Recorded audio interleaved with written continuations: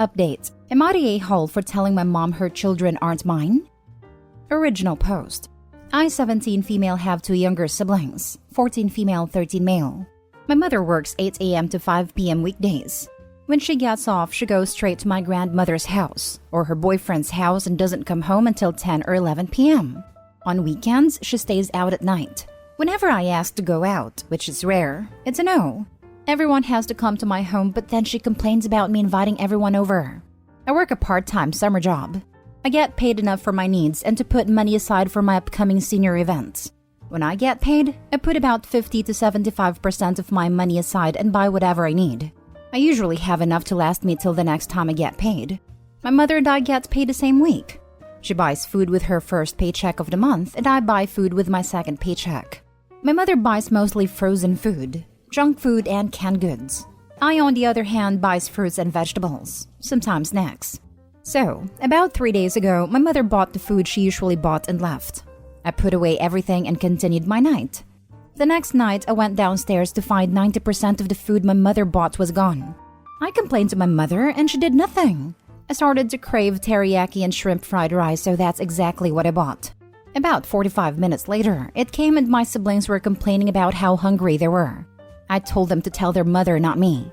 A few minutes later, my mother came into my room screaming at me for not buying my siblings dinner. I told her they were her children, not mine, and I don't have to buy them anything. She told me to remember that and walked out. I shrugged my shoulders and continued to eat. Yesterday, my mother took my siblings and I to the mall. I went on my own as usual and bought some pink Crocs. My sister found me and told me that my mother said that I have to buy her something. I told her I didn't have to buy her anything because she isn't my child. She left and told my mother. My mom called me and just whispered, yelled at me and hung up. I checked out and went to meet back up with my mom at our usual spot. After about 15 minutes, I called my mom to see where they were. She told me that she left and to find my own way home. I had my best friend take me home. When I got in, no one had said a word to me. Am I the a-hole for saying what I said? Now for the top comments before the update. Not the a-hole. Don't raise your kids. Get out quick. I'm hoping that's what the 50% to 75% of the paycheck she's saving is for. Not the a-hole. Hopefully the mother has zero access to their bank account, etc. Otherwise, she may clear that out to prevent her built-in free babysitter to leave. She should definitely make sure her mom can't take her money she's putting away. I had to buy a lockbox in high school to keep all my savings in for moving out because my mom and stepdad had a habit of taking money from my siblings and I bank accounts whenever they needed extra cash. Yep, my mom was a high school teacher for 35 years. She held money for a number for under 18 students. We jokingly called it the envelope system, but she literally had an envelope with each student's name on it and a written record of their deposits and withdrawals. She kept the envelopes in a drawer in our house. It was a lifesaver for some of those kids because the money would have been stolen from them otherwise. Either because it would have been taken from their rooms or bank accounts would have been raided since they are usually joined with a parent when a kid is under 18. Then, when they were 18, she let them know how to open a bank account for themselves. Some of them genuinely didn't know. And when possible made sure it was at a different bank than their parents. Shaking my head, I can't believe some parents are such piece of garbage that they'd steal from their own children.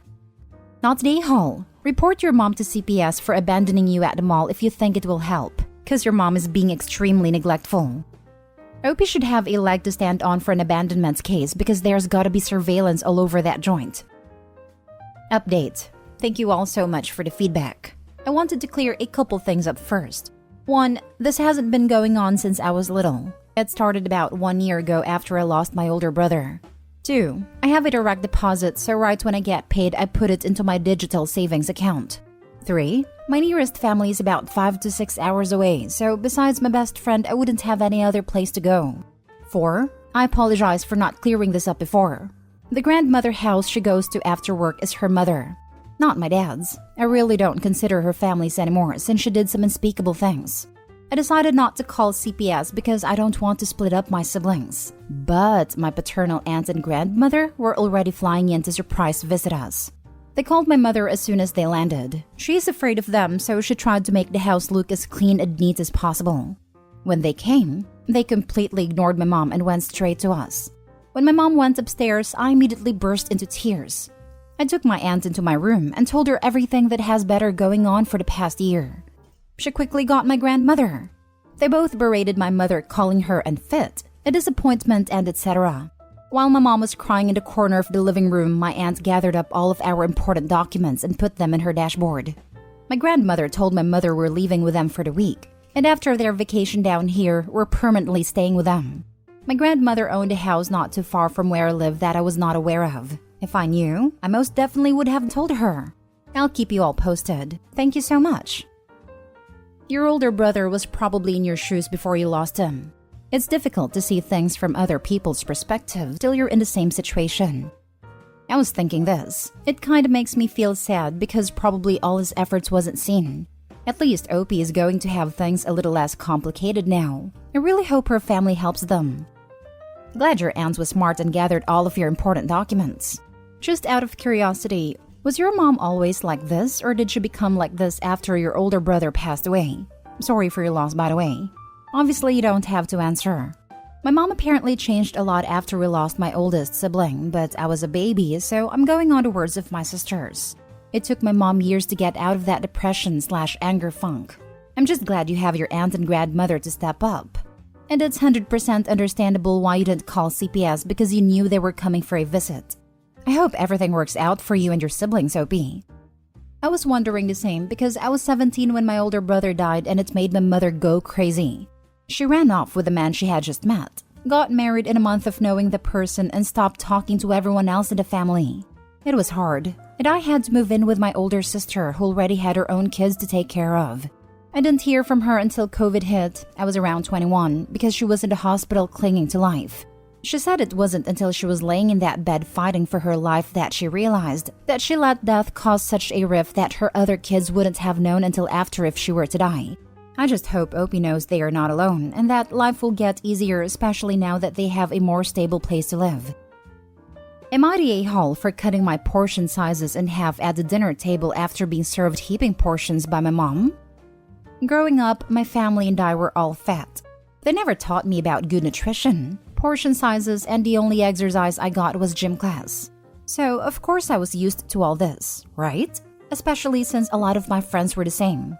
When I went to college, I was exposed to a lot of new things, and I learned quickly that my family's habits weren't healthy. For years, they always said the weight was genetic. When I'd go to lunch with my friend group at the dining hall, I started noticing that my portion sizes were huge against theirs. I cut down my portions, and I joined them doing yoga and stuff. Naturally, I ended up losing some weight, like size 22 to tight size 12. I really like the way I look. You can see my collarbones. But I ended up having to go back home during summer break, and I've been surprised at just how different I feel from my family. When we would order pizzas 2 years ago, we'd basically each get our own, and it would be gone that night. We had pizza nights when I got home, and I ate 2 slices, and that was it. Last week, my mom made her special lasagna. I made a size salad to go with it. She always plates the meals and then sets the big dish in the middle so we can have more. Well, the piece she gave me was way too big. So, I cut it in half and served myself more salad. My sister immediately got on my case about how rude that was to mom because she worked hard on the lasagna. I said that I couldn't eat that much food in one sitting, and she scoffed and said that didn't used to be a problem. I said yes, but if you can't tell, things have changed a little. She got in my face and said that I brought my college BS home with me, and I should have left it at the door and ate like a normal person. I told her that I was eating like a normal person, that everyone I knew at school eats like this, and that we're the abnormality. That is not normal to be so stuffed at the table you're in pain. My brother chimed in, saying that I just gained the weight back, so stop pretending I'm better than they are. But I don't think I am at all. I'm no better than anyone. But I also don't think I'm wrong for sticking to smaller portions instead of being stuffed all the time. Am I the a-hole? Now for the top comments. Not the a-hole. You do you. You can tell your mom that the food is delicious without eating 3 servings. And you can tell your brother and sister to pound sand. Nothing like a little sibling projection, eh? That's what happened when they said Opie thought she was better than them. If in their head, eating less makes them assume someone thinks they are better than them, it kind of shows how they see themselves. They are extremely jealous and are trying to force Opie back into the fat fold. They don't like it that she's lost weight because it shows that it's not genetics, and they are a bunch of gluttons who want to keep you down with them. How dare you change for the better? You are supposed to still be exactly like them, and brother blames it on college. Extra jealous? Rather than the fact that your family lies about being fat and want you to stay that way to make them feel better. Not the a-hole. Crabs in the bucket. Not the a-hole. Nothing wrong with healthier eating habits. Trying to shame a sibling into something that's unhealthy? That's the true transgression here. My stepdad does this. If I pass on a piece of cake or take a smaller portion, I get the, "What are you, on a diet?" As if my eating choices at 36 years old makes a difference to him. The best is when it's the same people who used to fat shame you. My family's all around average size. I was the heaviest. Developed an eating disorder from all the comments and dropped a little under half my body weight. So now I'm extremely small. Still get comments. You just can't win sometimes. Lol. But something I've learned, especially from having such an up and down relationship with food and following particular diets over the years, vegan, paleo, etc., is some people really take offense because they think you're judging their habits by making your own decisions about yours. I always tell people I don't give a damn what anyone else eats, and that's how it really should be. Now for the last story. Am I the a-hole for teaching my biological daughter my native language but not my stepkids? My partner and I got married about 2 years ago, and the same year we found out we were having a baby.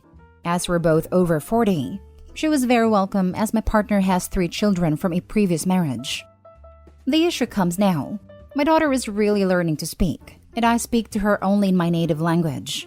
I moved to our current country, where my partner and stepkids are native speakers / born here, and so I speak both my home language and theirs fluently.